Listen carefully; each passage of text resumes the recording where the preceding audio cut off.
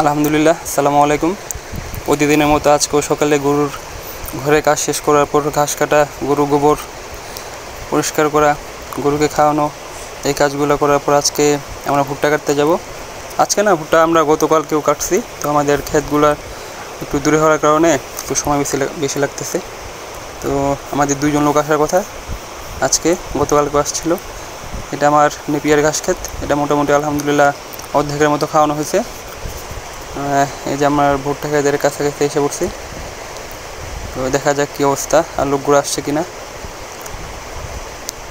তো ভুট্টার ফলন এই বছর একটু কম হবে যেহেতু আবহাওয়া বেশি অনুকূলে ছিল না, খরা এবং অতিবৃষ্টির কারণে।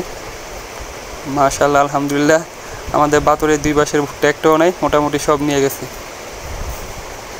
তো দেখে ওরা আসছে কিনা। হ্যাঁ, ওই তো দেখা যায় আসছে, মোটামুটি 2জন লোক আসছে।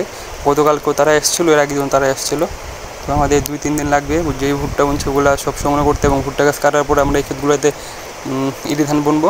এই জন্য ক্ষেতগুলো পরিষ্কার করা লাগবে। তো ভুট্টার মোচা এবছর খুবই ছোট হয়েছে, যেহেতু আগেই বললাম যে আবহাওয়া অনুকূলে ছিল না। এটা আমাদের একটা ঘাস ক্ষেত। এটা ঘাসগুলো মোটামুটি অনেক বড় হয়েছে আলহামদুলিল্লাহ।